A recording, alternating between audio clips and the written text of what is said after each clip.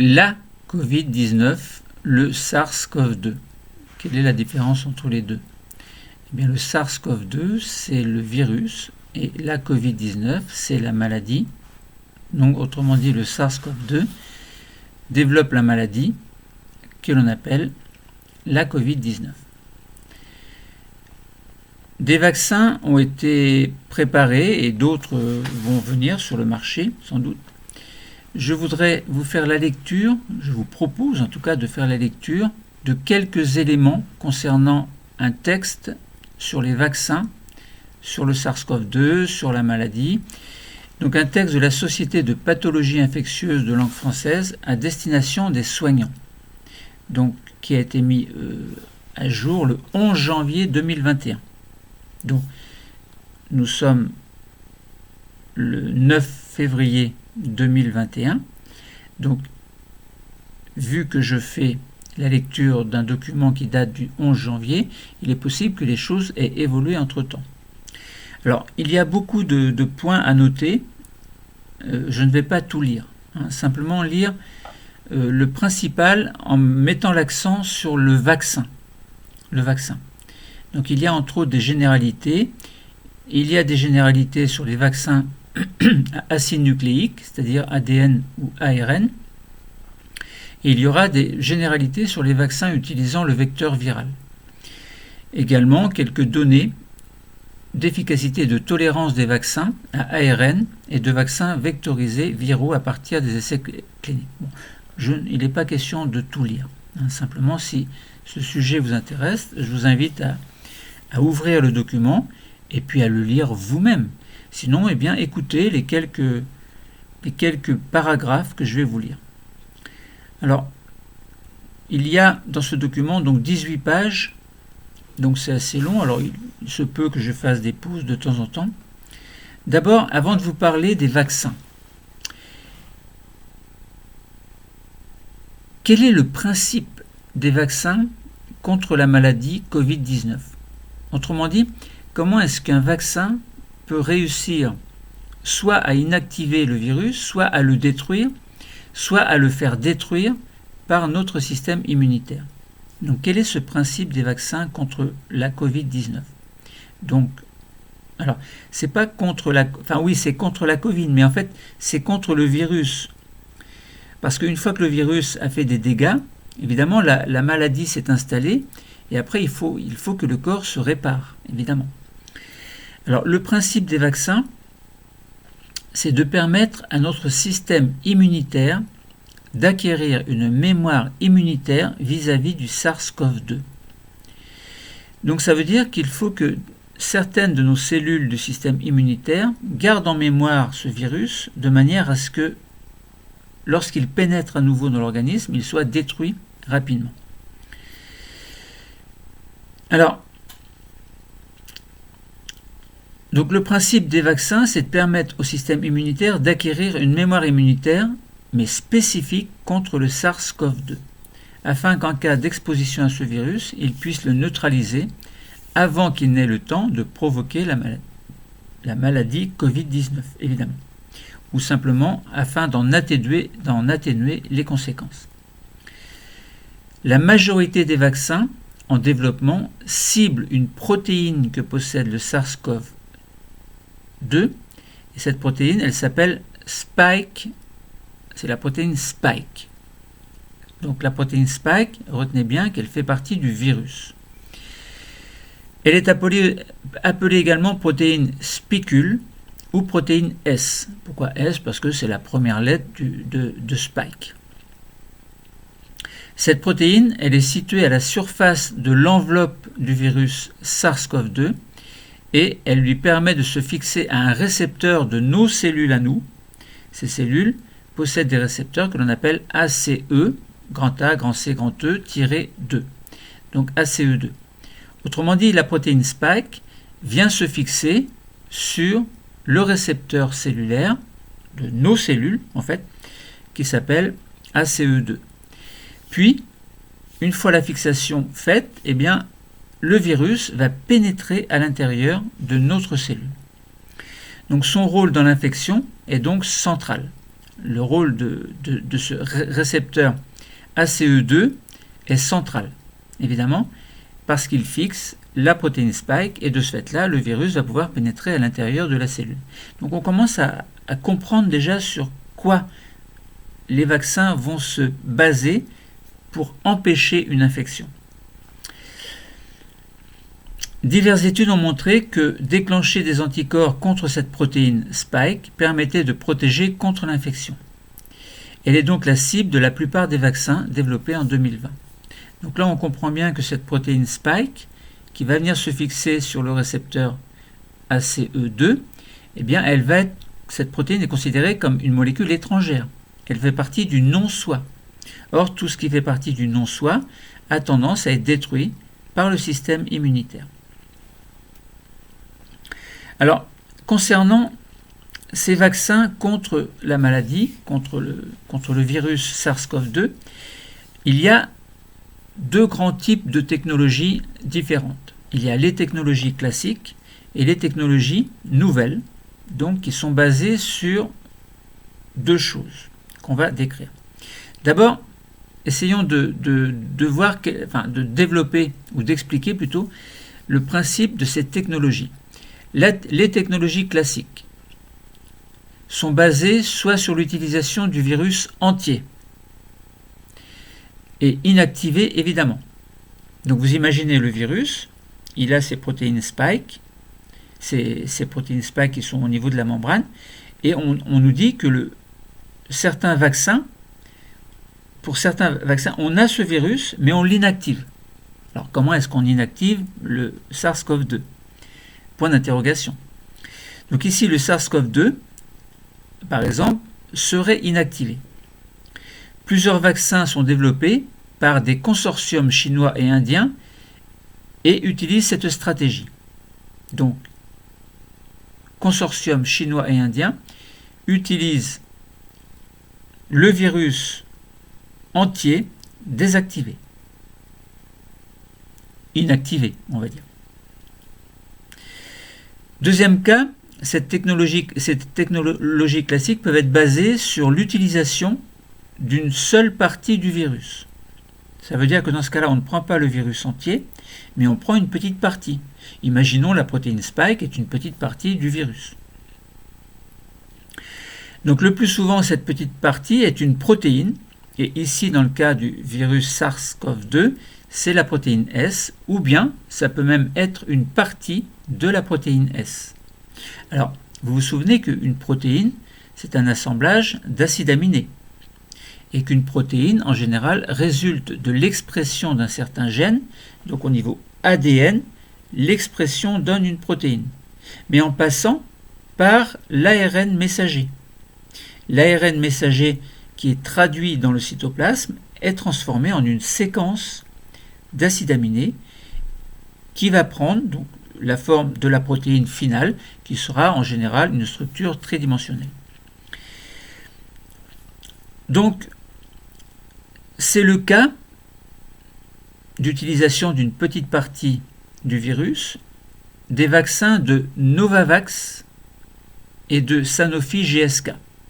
Mais alors, si mes souvenirs sont bons, je crois que Sanofi GSK a pour l'instant abandonné une partie de ses études pour aider à la production d'un autre virus, d'un autre vaccin. Donc, à vérifier, je vous laisse vérifier par vous-même. Alors, ces dernières technologies sont appelées les vaccins sous-unitaires ou protéiques. L'antigène est alors associé à un adjuvant de l'immunité.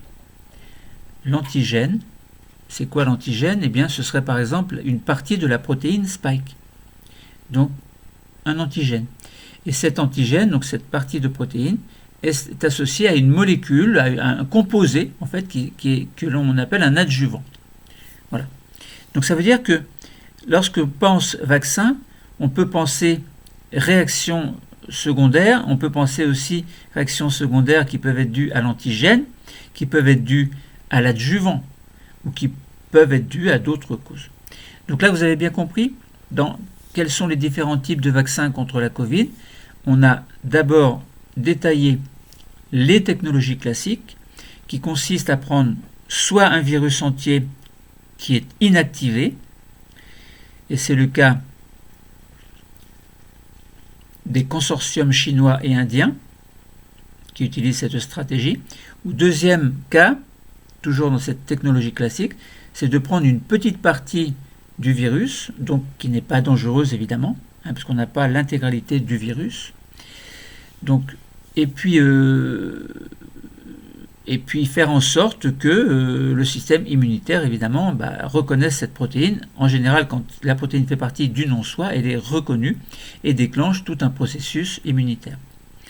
Donc c'est le cas des vaccins de Novavax et de Sanofi GSK. Et ensuite, lorsqu'on parle de différents types de vaccins contre la Covid-19, on a également les nouvelles technologies. Alors, pourquoi est-ce qu'on parle de nouvelles technologies ? Alors, en fait, ces technologies, on dit nouvelles, mais ces plateformes sont en fait déjà anciennes, car elles sont développées depuis plus de 20 ans, même si ces vaccins en développement n'avaient pas encore atteint le stade de l'autorisation de mise sur le marché. Donc ça veut dire que l'infection par le SARS-CoV-2 a précipité en fait les études concernant ces nouvelles technologies basées sur l'ADN ou l'ARN. Alors, deux choses à noter. D'abord, on peut utiliser un acide nucléique pur. Alors, l'acide nucléique, c'est ADN ou ARN. Un acide nucléique, on pense à acide nucléique, acide ADN, ça veut dire quoi en fait? Ça veut dire acide désoxyribonucléique. Donc on a bien acide nucléique. L'ADN est un acide nucléique. L'ARN, c'est quoi? C'est acide ribonucléique. Vous voyez, on n'a pas désoxyribonucléique pour l'ARN, on a acide ribonucléique. On a bien acide et nucléique. Ribonucléique. Donc ça veut dire que dans les deux cas, on a une séquence de nucléotides constituant cette molécule d'acide nucléique, soit ADN, soit ARN. Et entre parenthèses, c'est au niveau des gènes, il y a bien une séquence d'ADN, donc séquence d'acide de nucléotides, adénine, thymine, cytosine ou guanine, qui va être transcrite en un ARN messager, donc qui possède également des nucléotides, donc une séquence de nucléotides, et de ce fait-là, lors de la traduction de l'ARN messager, on aura donc un code génétique qui va permettre de faire en sorte que un codon, c'est-à-dire 3 nucléotides de l'ARN messager, soit transformé, entre guillemets, en un acide aminé. Et donc la lecture du cadre, la lecture donc de la séquence primaire des acides nucléiques, donc de l'ARN messager en l'occurrence, va permettre d'obtenir une séquence primaire d'acides aminés au niveau de la protéine. Bon, donc ça c'est une parenthèse. Donc l'utilisation d'acides nucléiques purs, c'est-à-dire la séquence génétique d'une protéine, je répète. Les nouvelles technologies sont basées sur, premier point, l'utilisation d'acides nucléiques purs, donc soit ADN, soit ARN, donc je vous ai proposé une précision tout à l'heure. C'est-à-dire la séquence génétique d'une protéine cible. Alors, quand on dit c'est-à-dire la séquence génétique d'une protéine cible, c'est pas la séquence de l'acide nucléique en fait, puisqu'on sait que l'acide nucléique, la séquence, ce sont des nucléotides, et la protéine, la séquence, ce sont des acides aminés. Donc, on dit indirectement que la séquence de l'acide nucléique va correspondre à une certaine séquence de la protéine. Donc ici, évidemment, ce serait la protéine S, et c'est le cas des vaccins à ARN développés par Moderna et par Pfizer BioNTech Tech. Alors, pour l'écriture, je vous laisse regarder sur Internet. Et également, donc des vaccins à ADN. Donc vous avez compris, nouvelle technologie, on utilise les ARN ou les ADN. Et l'ARN qui sera utilisé, par exemple, la traduction de l'ARN par la machinerie cellulaire au niveau des ribosomes dans le cytoplasme, va donner une protéine. va donner la protéine spike. Vous avez compris que on a un ARN messager, c'est-à-dire une séquence de nucléotides, dont la traduction va donner la protéine spike. Et là, vous comprenez que cette protéine spike, elle n'a rien à faire dans nos cellules. Et donc, ça va déclencher une réponse immunitaire. Parce que cette protéine spike, c'est un corps étranger, tout simplement. Alors, vous allez pouvoir dire, oui, mais peut-être aussi que le système immunitaire va réagir contre l'ARN messager. Non. Bon, ça, c'est autre chose. C'est autre chose. Donc, toujours dans ces nouvelles technologies, deuxième cas, on utilise un vecteur viral dans le génome duquel on a inséré la protéine cible.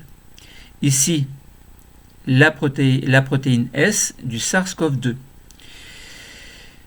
Donc là, vous comprenez que on n'injecte pas directement l'acide nucléique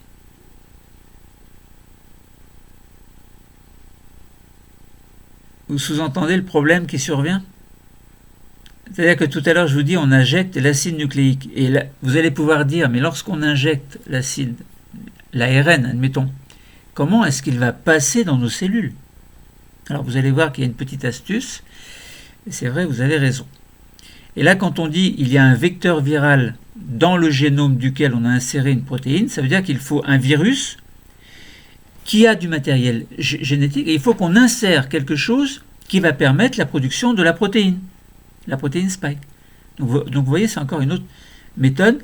Au lieu qu'on injecte directement l'ARN, on injecte l'ARN qui est inclus dans le vecteur viral.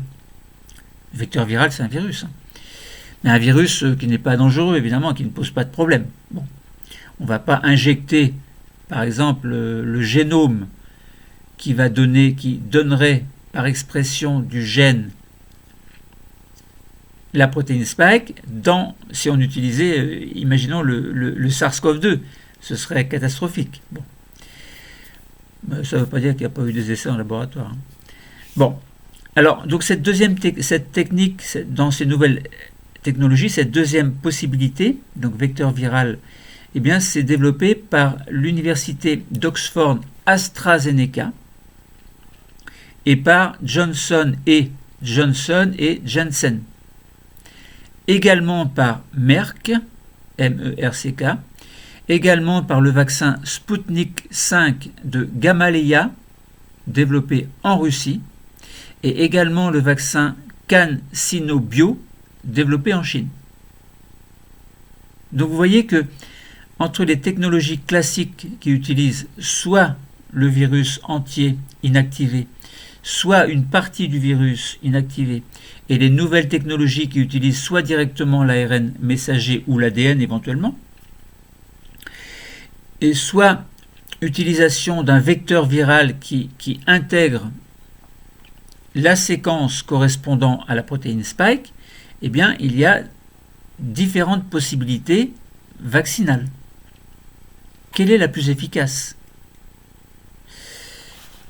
C'est un autre problème. Alors, donc là, je vous ai expliqué quels sont les différents types de vaccins contre la Covid-19. Donc, dans l'article, je poursuis vers le bas et je vais lire uniquement ce qui est intéressant. Enfin, ce qui nous intéresse aujourd'hui, c'est-à-dire que je veux mettre l'accent sur le vaccin aujourd'hui. Alors, tout à l'heure, je vais vous expliquer ce qui se passe lorsque l'ARN, entre autres, est introduit dans le muscle deltoïde. À partir du moment où vous avez la piqûre.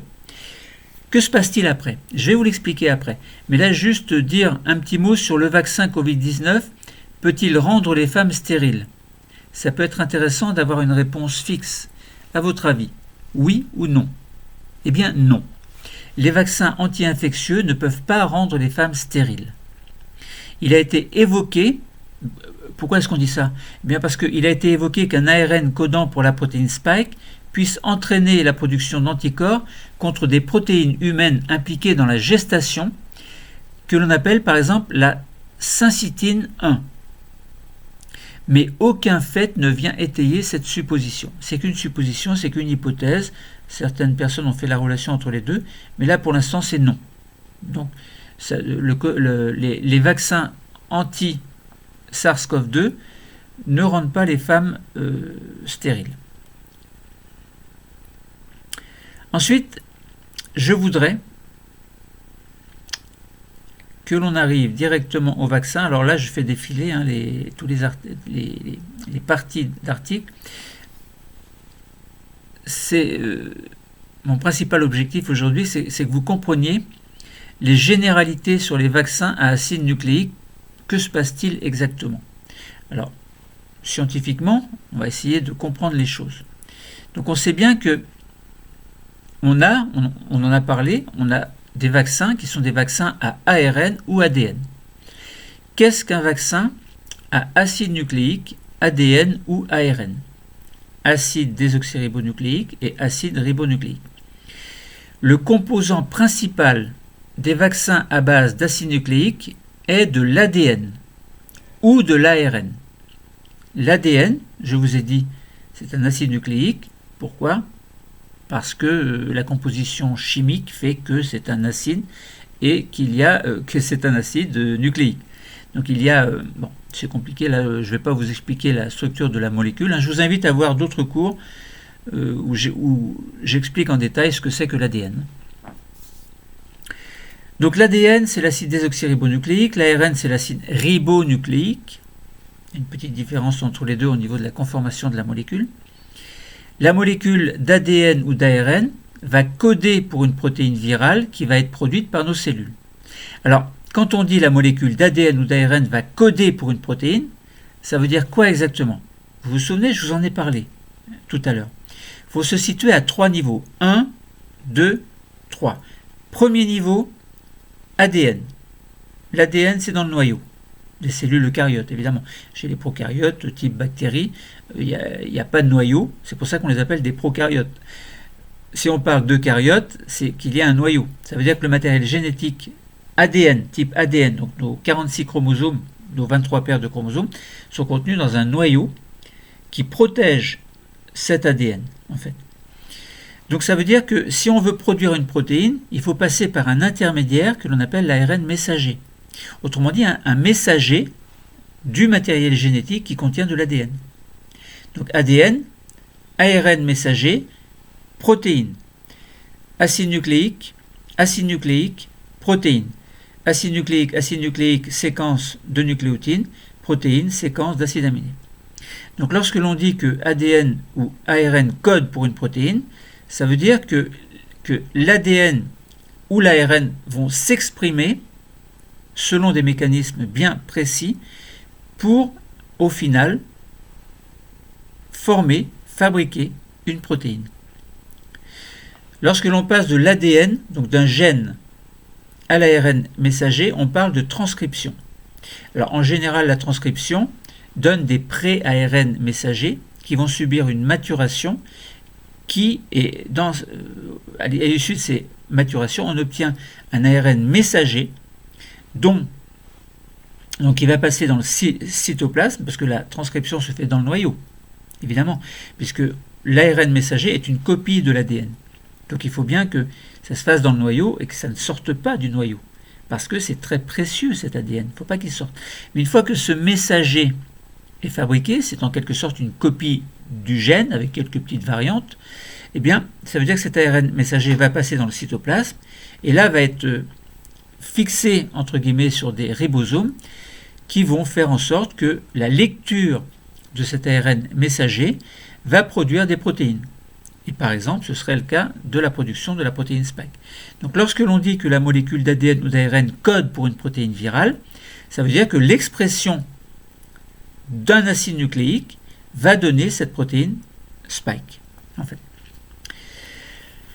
Alors, donc ce sont nos cellules, c'est la machinerie de nos cellules, la machinerie cellulaire de nos cellules qui fait que l'expression de l'ADN et de l'ARN va donner cette molécule, de cette protéine.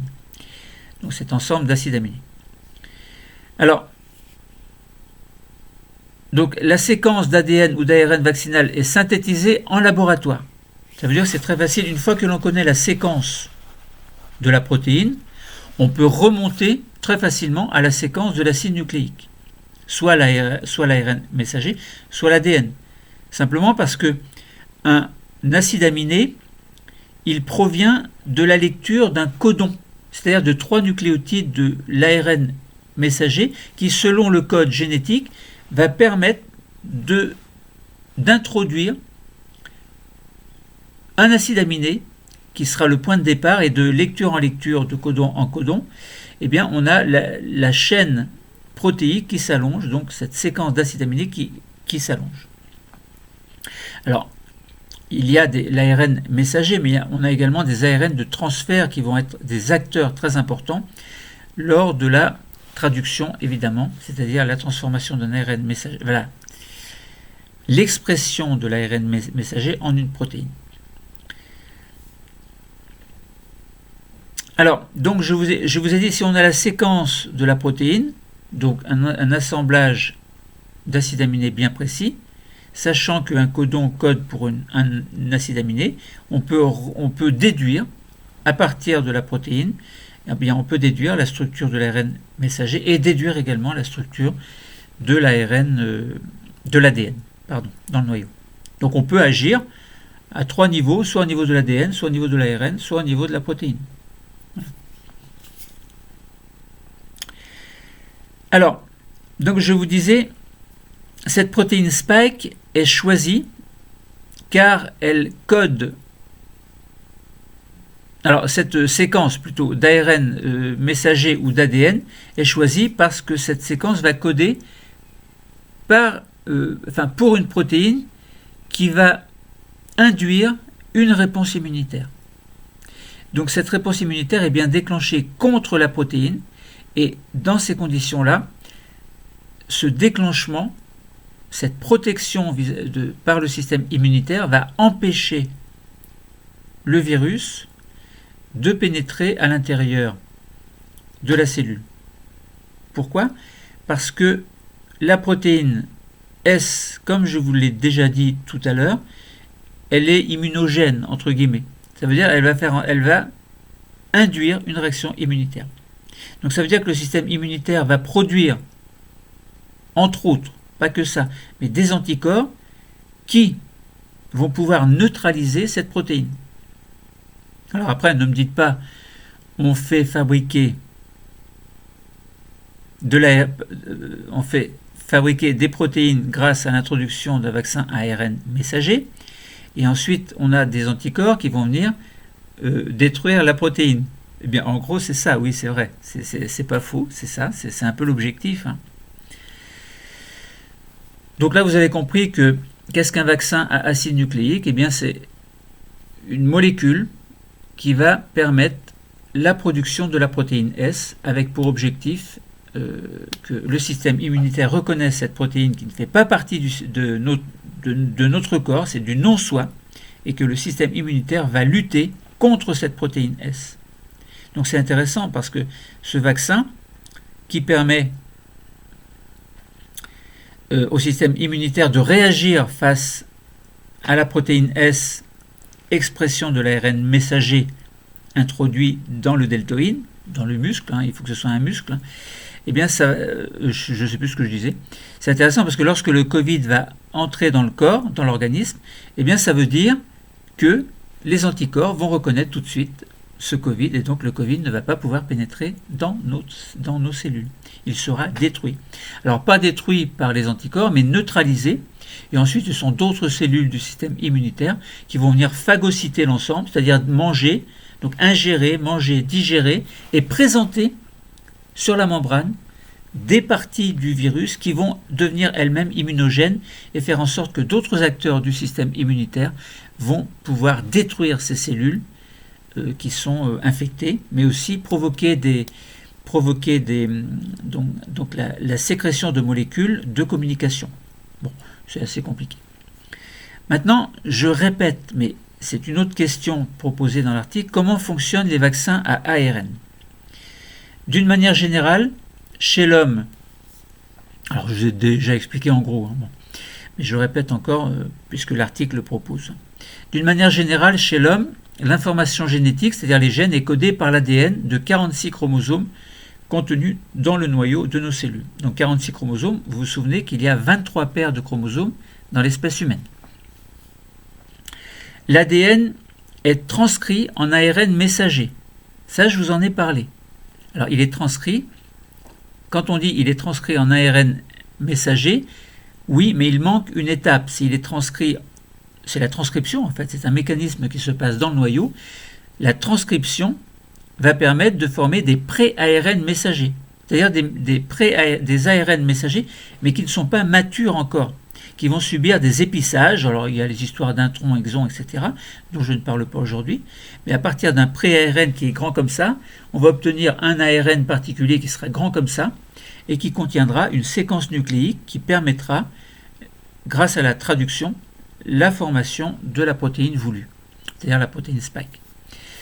Donc, je vous dis que l'ADN est transcrit en pré-ARN et en ARN messager ensuite suite à la maturation des pré-ARN. Et cet ARN messager particulier qui possède la séquence particulière qui correspondra à la séquence bien particulière de la protéine spike, eh bien cet ARN messager va quitter le noyau, va rejoindre le cytoplasme pour être traduit en protéines par le ribosome. Voilà. Lors de l'injection dans un muscle, en général, c'est le deltoïde de l'épaule. De toute façon, le deltoïde, c'est toujours de l'épaule, hein. Ça, il n'y a pas de problème. Donc, en général, le deltoïde, donc dans l'épaule, évidemment, eh bien, lorsque l'on injecte le vaccin ARN, l'ARN vaccinal va pénétrer dans les cellules du muscle. On pique comme ça. Bon, évidemment, l'aiguille va traverser le muscle. Alors, il y a des cellules musculaires, puisqu'il y a un muscle. Mais il y a aussi dans ce muscle ce que l'on appelle des cellules dendritiques, qui font plus ou moins partie du système immunitaire et qui ont un rôle très important de surveillance, on va dire, hein, pour simplifier. Alors, les cellules du muscle deltoïde s'appellent des myocytes. Voilà, myo, ça veut dire muscle, un cyte, ça veut dire cellule, donc ça veut dire cellule musculaire, en fait. Et est traduit dans leur cytoplasme en protéines. Ça veut dire quoi, ça? Ça veut dire que l'ARN messager va pénétrer dans certaines cellules, donc dans les myocytes, dans les cellules dendritiques également, et dans le cytoplasme de ces cellules, il va y avoir la traduction de l'ARN messager. Donc l'avantage, c'est qu'on ne passe pas par l'ADN, puisqu'on a directement introduit l'ARN messager. Donc on gagne une étape. Bon, mais on verra que les vaccins à ADN sont aussi intéressants. Mais là, pour l'instant, on parle de vaccins à ARN. Donc ici, la traduction, évidemment, de l'ARN messager qui a pénétré dans nos cellules myocytes ou cellules dendritiques, eh bien la traduction va donner la protéine S. Ça veut dire qu'on n'a pas le SARS-CoV-9, mais on a une protéine qui est fixée, en théorie, sur le virus, donc au niveau de la membrane du virus, au niveau de la paroi du virus, on va dire. Hein. Bon. Et là, on se retrouve avec la protéine S. Alors, qu'est-ce qui va se passer? Puisqu'on a dans le cytoplasme, on a des protéines S. La cellule, elle fait quoi? Elle les laisse faire. Elle laisse la protéine comme ça, voilà. Elle laisse les ARN messagers être... Parce que les ARN messagers, en fait, ils vont produire pas une seule molécule, hein, pas une seule protéine S. Ça veut dire que les ribosomes, en fait, vont se fixer les uns après les autres sur la molécule qui est en cours de lecture, donc l'ARN messager qui est en cours de lecture, et puis il va y avoir beaucoup de protéines S qui vont être produites. Voilà, mais pas une seule. Donc ça veut dire qu'il y a un facteur multiplicatif qui permet de produire beaucoup de protéines S. Donc que fait cette cellule qui se retrouve avec plein de protéines S? Eh bien, la protéine S produite peut alors être présentée à des lymphocytes T par les cellules dendritiques et les macrophages, soit parce que ces cellules auront reçu l'ARN, soit parce qu'elles auront phagocyté, en particulier les macrophages, certaines cellules exprimant la protéine S à leur surface. Donc ça veut dire qu'il va y avoir de la part de ces cellules une espèce de digestion, de dégradation de la protéine S, et puis une partie des protéines S vont venir se mettre dans la membrane de nos cellules.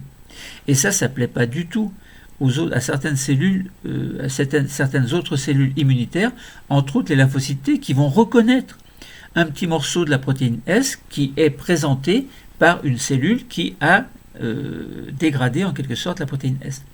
Et ça ne plaît pas aux lymphocytes T. Donc ça veut dire qu'ils vont réagir et ça va déclencher une réponse immunitaire. Donc c'est pour ça que je vous disais que la protéine S ainsi produite peut alors être présentée aux lymphocytes T, simplement présentée à la surface d'une cellule. Les lymphocytes T qui arrivent vont voir qu'il y a quelque chose qui ne va pas.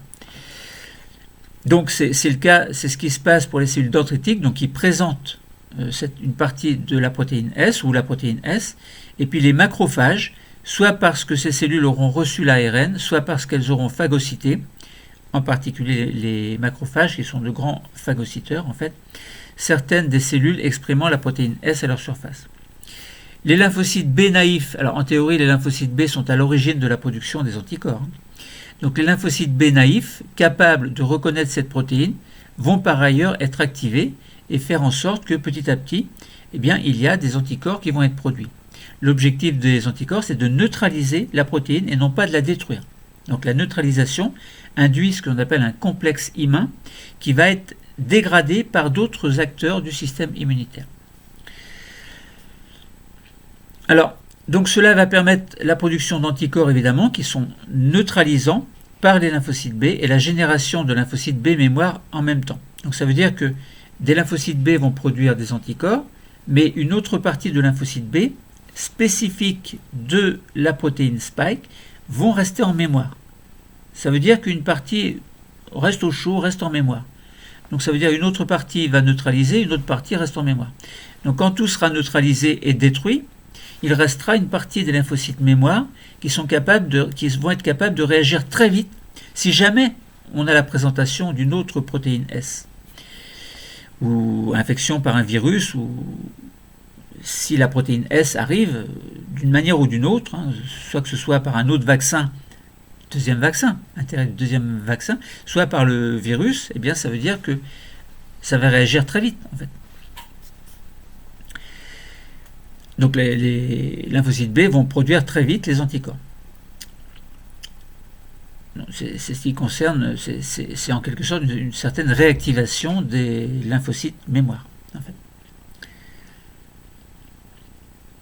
Donc je vous disais que cela permet la production d'anticorps neutralisants par les lymphocytes B et la génération de lymphocytes B mémoire, comme je viens de vous expliquer. Mais ça permet également une réponse lymphocytaire T cytotoxique. Ça veut dire que lorsque des cellules ont été infectées par le virus, ou lorsque simplement des cellules possèdent ou présentent les marqueurs correspondant à la protéine S, eh bien ces cellules cytotoxiques, cyto ça veut dire cytologie, c'est l'étude des cellules, toxique ça veut dire ces cellules en fait qui sont des cellules T cytotoxiques, vont détruire les cellules infectées par le SARS-CoV-2. C'est pour ça qu'on les appelle des cellules cytotoxiques, parce qu'elles vont détruire des cellules infectées. Vous voyez, donc ça veut dire que le système immunitaire il va agir au moins à deux niveaux. Le niveau de la production des anticorps par les lymphocytes B, qui vont neutraliser soit le virus s'il est là, soit la protéine S, et d'autres cellules vont venir digérer, c'est-à-dire phagocyter l'ensemble, le complexe immun.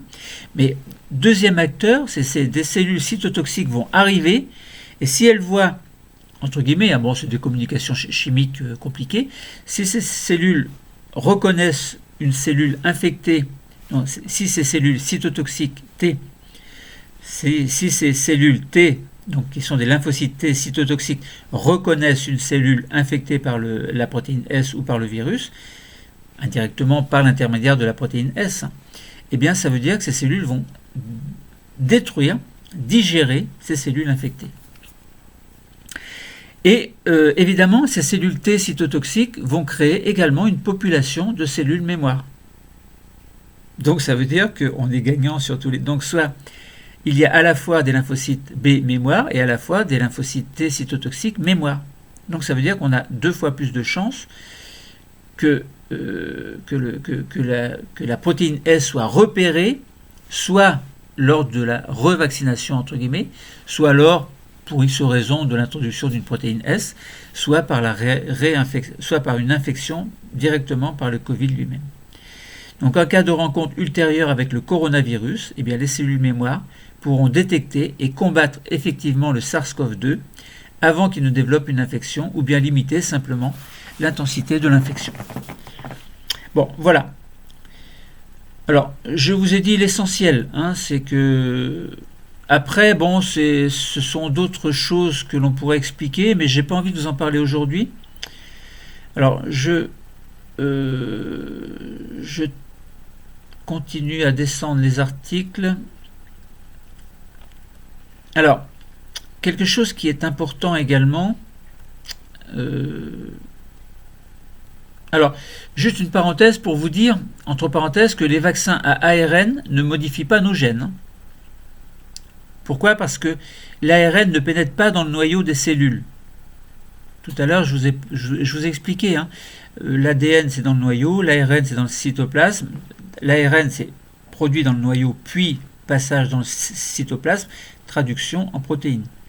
Donc ça veut dire que si on injecte un ARN dans les vaccins ARN, l'ARN ne va pas retourner dans le noyau. Voilà. Alors il existe des virus ou qui sont des antirétroviraux. Bon, ça veut dire qu'il faut, il existe des virus à ARN qui possèdent une transcriptase inverse. Ça veut dire qu'à partir de l'ARN messager, vont être capables de reproduire l'ADN. Mais bon, là, c'est pas du tout le cas. L'ARN viral peut-il être transcrit par des rétrovirus endogènes? Bon, ça, j'en parlerai pas. Hein, je viens de vous dire, hein, les rétrovirus qui possèdent des transcriptases. C'est le cas du VIH, hein, du virus qui donne le sida et qui, lui, malheureusement, fait en sorte qu'une partie que son ADN va être intégrée dans l'ADN du porteur, notamment au niveau des lymphocytes T4 du système immunitaire, qui sont un pilier du système immunitaire. Et si les lymphocytes T4 sont inactivés ou détruits, eh bien tout le système immunitaire ne fonctionnera pas dans le cas de l'infection par le VIH, et donc les symptômes, le sida, va se développer. Les vaccins à ADN peuvent-ils modifier nos gènes? Eh bien non. Les vaccins à ADN ne modifient pas nos gènes. Dans les vaccins ADN, l'acide nucléique est sous une forme circulaire que l'on appelle un plasmide, et simplement ces plasmides ne s'intègrent pas dans l'ADN chromosomique. Et puis même si, en imaginant que ce soit possible, en imaginant que ce plasmide qui est circulaire se coupe, on aurait donc quelque chose de linéaire. Mais du fait que nos cellules n'ont pas d'intégrase et n'ont pas tout le matériel enzymatique pour faire en sorte que l'ADN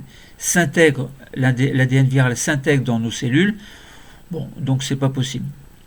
Après, on peut utiliser des nanoparticules pour véhiculer les ARN vaccinaux. Donc ça, c'est intéressant.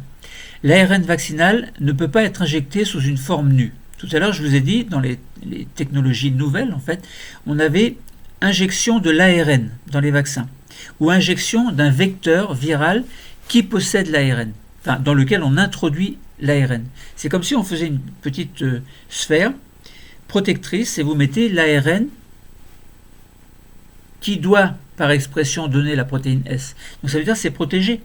Mais alors, comment est-ce que cette espèce de petite structure sphérique va pouvoir pénétrer dans la cellule? Eh bien, on va voir. L'ARN vaccinal ne peut pas être injecté sous une forme nue, car il sera en grande partie immédiatement dégradé avant même de pénétrer dans la cellule. Pour lui permettre d'entrer dans le cytoplasme, l'ARN vaccinal doit être protégé au sein d'une enveloppe lipidique. Donc là, vous avez compris que notre cellule à nous, c'est une double couche de lipides, et que cette petite structure sphérique qui contient l'ARN, c'est constitué par des lipides, c'est une couche lipidique également. Donc ça veut dire qu'on va pouvoir avoir une fusion entre cette sphère et la membrane plasmique, et puis hop, l'ARN messager va passer dans le cytoplasme. C'est intéressant. Donc pour lui permettre d'entrer dans le cytoplasme, l'ARN vaccinal doit être protégé au sein d'une enveloppe lipidique dont la taille est inférieure à 0,1 micromètre. micro, c'est 10 puissance moins 6 mètres. Donc 10 puissance, donc 0,1 micromètre, donc vous voyez c'est très petit, d'où le préfixe nano. Mais il ne s'agit pas de nanoparticules comme vous avez pu en voir dans les épisodes de science-fiction. Ça n'a rien à voir. Nano, c'est parce que c'est très petit, 10 puissance moins 9, hein, c'est très petit. Bon. Donc ça veut dire qu'on a des choses très petites, et l'ARN c'est tout petit aussi, hein, c'est pas gros, hein, donc c'est très petit. Donc là, on raisonne en termes de micromètres et de nanomètres, même pas de micromètres, de dixièmes de micromètres en fait. De nanomètres, c'est très petit, c'est 10 moins 9. Donc une fois que l'on injecte les nanoparticules, elles vont simplement fusionner avec la membrane plasmique, on dit membrane plasmique ou cytoplasmique, peu importe, donc ces nanoparticules hein, qui contiennent une couche lipidique, et l'ARN messager vont fusionner avec nos cellules, avec la membrane de nos cellules, pour faire en sorte que l'ARN passe dans le cytoplasme. Et là, la machinerie cellulaire, notamment les ribosomes, hein, vont capter, entre guillemets, l'ARN messager, et puis la lecture de l'ARN messager va faire en sorte que la protéine spike va se former.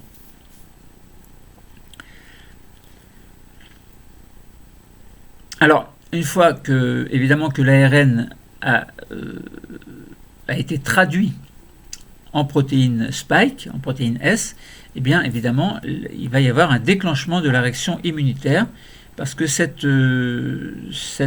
injection se fait dans les cellules musculaires, mais également dans les cellules dendritiques, hein, qui sont... bon, je ne vais pas vous expliquer ce que je vous ai déjà expliqué par rapport au système immunitaire. Alors, voilà. Donc, alors après, il y a des adjuvants, hein, on parle d'adjuvants qui peuvent inciter ou plus ou moins à faire des réactions secondaires. Bon, j'en parle pas, hein, donc je balaye l'ensemble pour voir s'il y a des choses qui peuvent vous intéresser. Alors, il existe des vaccins également qui utilisent un vecteur viral. Alors, quels sont les vaccins à vecteurs viraux? Alors, juste un petit mot, cette technologie a été largement exploitée depuis une trentaine d'années dans deux domaines, la vaccination contre les cancers et la vaccination anti-infectieuse. Alors on utilise dans ce type de vaccin un virus qui n'est pas pathogène pour déclencher une réponse immunitaire contre la maladie d'intérêt, évidemment. Ce virus, il est appelé vecteur viral. Ce sont des virus atténués ou naturellement non pathogènes par l'homme, ils ne peuvent pas provoquer la maladie. On a simplement modifié leur génome en y insérant une séquence d'ADN ou d'ARN de la protéine d'intérêt. Alors ici, ce serait la protéine S évidemment, c'est-à-dire la protéine que possède le SARS-CoV-2 pour se fixer sur le récepteur ACE2 de la membrane de nos cellules. Une fois que le vecteur viral est injecté, il va infecter la cellule hôte et leur délivrer son ADN ou l'ARN. Là, par exemple, ce sera le cas de l'ARN dont on a parlé. Et la machinerie de la cellule exprime alors une protéine vaccinale. Donc là, par exemple, ce serait protéine vaccinale, ça veut dire quoi? Ça veut dire c'est la protéine spike qui va faire en sorte que le système immunitaire va se déclencher. Donc, elle est prise en charge par des cellules présentatrices d'antigènes qui vont permettre d'activer les lymphocytes T et les lymphocytes B, dont je vous ai parlé tout à l'heure. Donc, lymphocyte B pour la production d'anticorps. Alors, ce n'est pas le lymphocyte B directement hein, qui font les anticorps, mais pour simplifier, on va dire que ce sont les B. Et puis les lymphocytes T, évidemment, qui ont un rôle très important, dont les lymphocytes T4, mais également les lymphocytes T cytotoxiques qui vont détruire les cellules qui sont infectées. Alors, de nombreux virus différents ont été développés. Ils sont classés en plusieurs catégories. Bon, il y a les adénovirus, adénovirus humains et non humains. Donc ce sont des virus les plus utilisés par les vaccins vectorisés viraux non réplicatifs, hein, puisqu'on a les vaccins viraux non réplicatifs et des vaccins viraux capables de réplication. Donc voilà, donc il y a deux cas. Donc lorsque l'on parle d'adénovirus humain, on parle de vecteurs viraux non réplicatifs, donc adénovirus humains et non humains sont les virus les plus utilisés dans les vaccins vectorisés viraux non réplicatifs. Ce sont des virus communs responsables de légers symptômes de type rhume, grippe quand même, hein, et les candidats à vaccins développés par l'université d'Oxford AstraZeneca et par Johnson & Johnson Janssen reposent sur un adénovirus, qui sera un adénovirus de chimpanzé pour Oxford, et adénovirus humain pour le vaccin Janssen et Janssen. Et c'est aussi le cas du candidat vaccin Sputnik 5 développé en Russie et du vaccin CanSino-Bio développé en Chine, où à ce moment-là l'adénovirus est humain. Parce que ces vecteurs adénoviraux sont volontairement porteurs d'un défaut de réplication, une fois que le virus a infecté une cellule, aucun autre virus n'est produit. Alors en théorie, parce que imaginons que le virus se réactive, ce serait la catastrophe. Après, il y a d'autres vaccins, je vous ai dit, qui sont capables de réplication. Donc c'est le deuxième cas. Eh bien, ce sont des vaccins développés par Merck, MERCK. Ce sont des exemples de vaccins vectorisés viraux réplicaux. L'un d'eux utilise le virus de la stomatite vésiculeuse. Voilà. Chez l'homme, ce virus est généralement asymptomatique ou provoque une légère maladie de type grippal. Alors, chez l'homme, ce virus est généralement asymptomatique. Généralement. Ou un symptôme un peu grippal. Donc, ces chercheurs ont remplacé une partie de la séquence d'ARN ou de l'ADN codant par la protéine S du SARS-CoV-2, et une fois qu'il a infecté la cellule hôte, la machinerie de la cellule va fabriquer la protéine S qui est ensuite exprimée par la cellule. Ce virus vaccinal étant compétent pour la réplication, celui-ci va donc à son tour infecter d'autres cellules, et ainsi de suite. Donc cette technologie imite donc plus fidèlement une véritable infection virale. Ces vecteurs réplicatifs ne peuvent pas être utilisés chez les immunodéprimés. Alors après, je ne vais pas lire le reste. Après, on parle quelle est l'efficacité des vaccins à ARN de Pfizer, BioNTech, et de Moderna. Ça vous intéresse? Oui, non, oui, allez. Je vous lis ça et puis après, je pense qu'on va arrêter. Alors, les preuves d'efficacité de ces vaccins proviennent de 2 vastes essais cliniques de phase 3 randomisés en double aveugle avec un placebo. Je vous l'avais dit, c'est vous qui avez voulu. C'est-à-dire procurant le plus haut niveau de preuves scientifiques. Ces 2 essais, l'un de 43 000 participants environ, l'autre de 30 000 participants environ, montrent une efficacité de 94% contre la survenue de Covid-19 symptomatique. Donc autrement dit, c'est efficace. Concrètement, pour le vaccin Pfizer-BioNTech, sur 170 cas de Covid-19, 8 cas, alors symptomatiques, 8 cas sont survenus dans le groupe des volontaires vaccinés contre 162 cas dans le double placebo. Pour le vaccin Moderna, sur 196 cas de Covid-19 symptomatiques, 11 sont survenus dans le groupe des volontaires vaccinés contre 185 cas dans le groupe placebo. Quand même, c'est parlant. Cette efficacité ne variait pas dans les différentes catégories d'âge, de sexe et chez les personnes souffrant de problèmes médicaux sous-jacents. D'autres résultats permettront de préciser plus finement les choses à l'avenir, etc. Alors, donc voilà, quelle est l'efficacité des vaccins vectorisés viraux développés contre le Covid-19 ? Comme, vous voulez aussi ? Bon, allez, on y va. Comme les vaccins ARN, ces vaccins ont des propriétés immunogènes intéressantes. En effet, des particules virales, indépendamment des protéines qu'elles expriment et de l'information génomique qu'elles transportent, sont reconnues par le système immunitaire comme un signal d'alerte. On en a parlé. Cela permet la constitution d'une réponse immunitaire humorale, c'est-à-dire anticorps. Humorale, c'est circulant, en gros, on va dire. Donc ce sont les anticorps, et immunité cellulaire également. Les données d'efficacité clinique ne sont connues que pour le vaccin adénoviral d'AstraZeneca.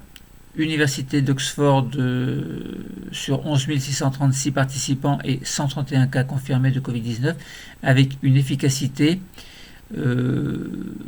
proche, donc confondue, estimée à 70%. 90% pour le schéma demi-dose suivi d'une dose complète et 62% pour le schéma 2 doses espacé de 4 semaines. Bon, voilà, je pense qu'on va arrêter. Alors, les effets indésirables, je ne sais pas si ça va vous intéresser. Quels sont les effets indésirables, vous voulez aussi? Ah, bon. Donc c'est l'article, enfin c'est la question numéro 33. Quels sont les effets indésirables les plus fréquents des ARN, des vaccins ARN? Pour vous rassurer, hein, c'est pas dramatique.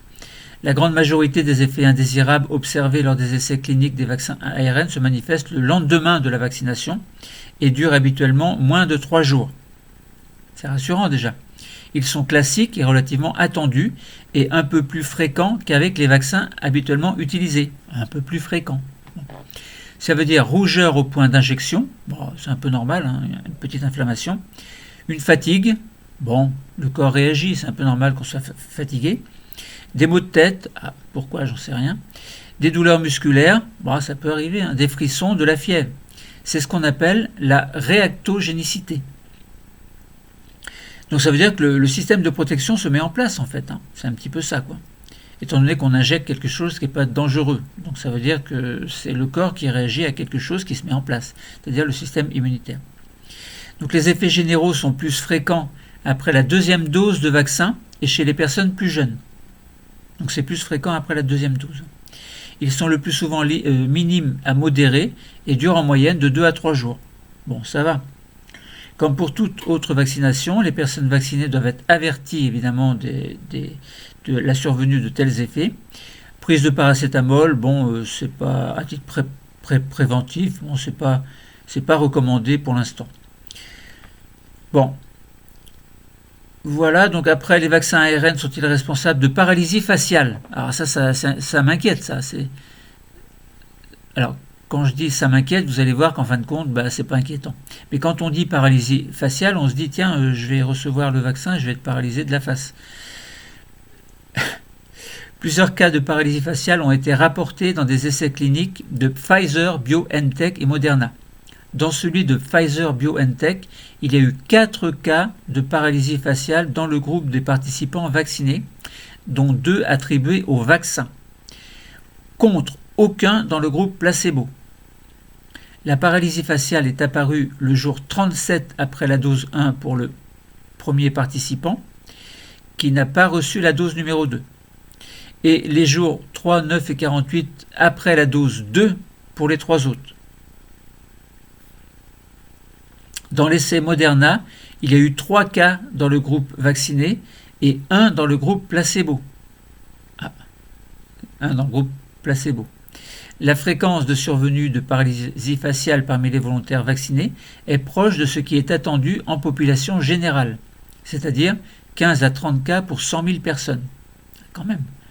Il n'y a donc pas de signal en faveur d'un tel effet indésirable après la vaccination, mais ces événements font l'objet d'une surveillance, bien entendu.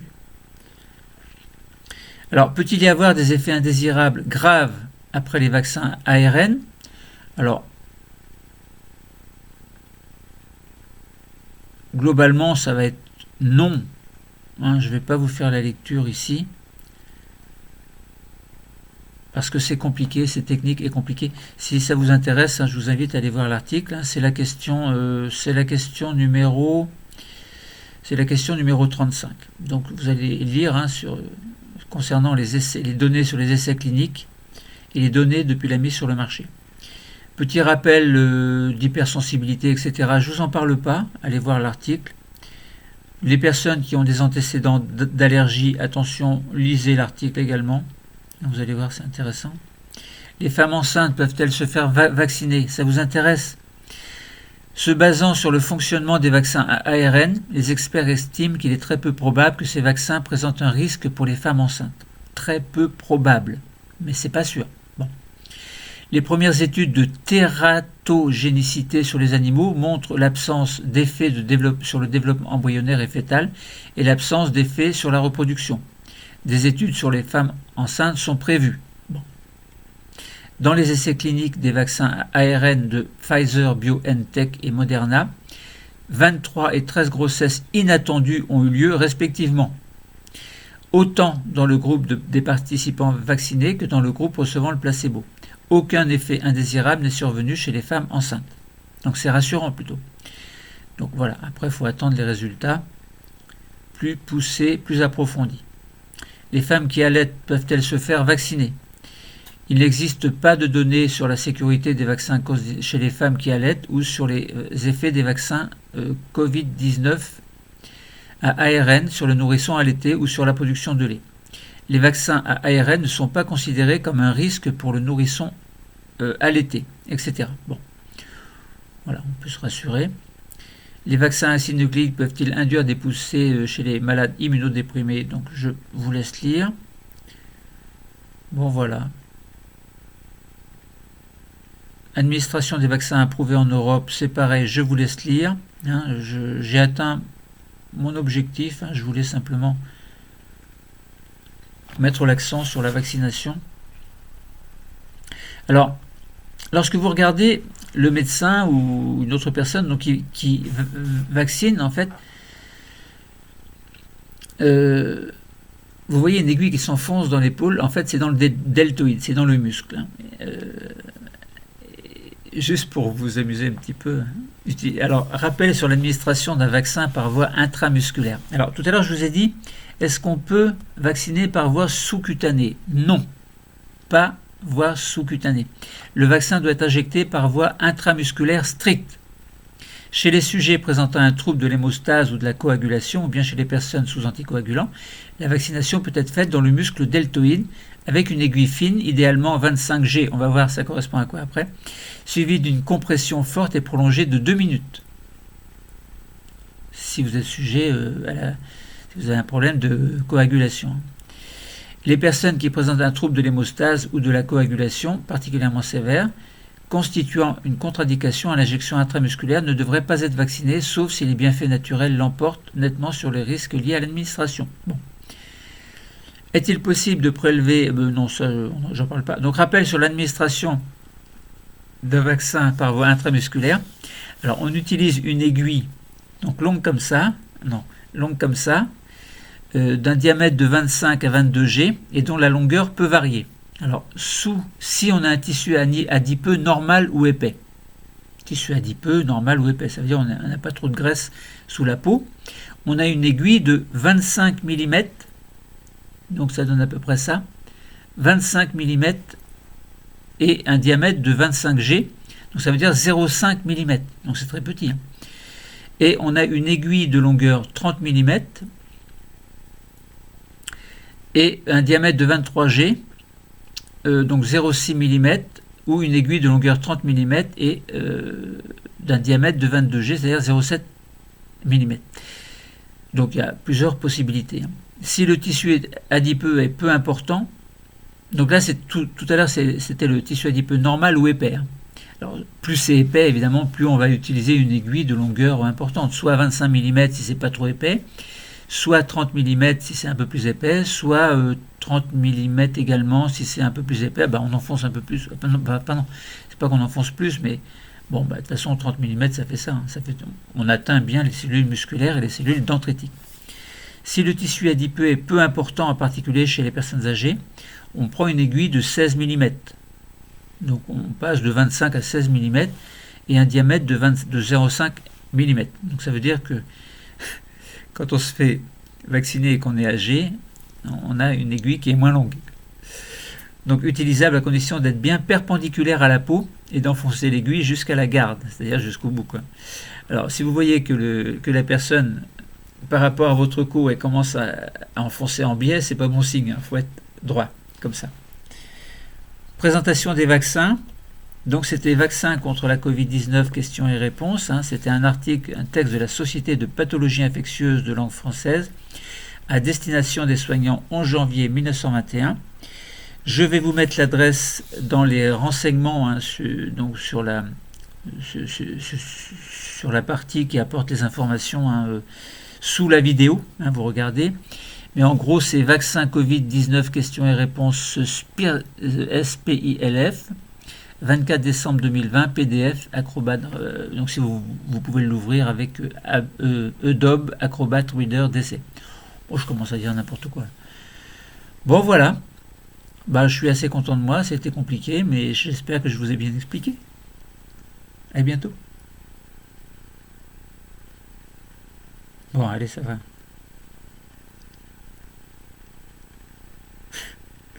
Je commence à rougir. Ah, et j'ai une lampe en face de moi là. Allez, au revoir. À bientôt.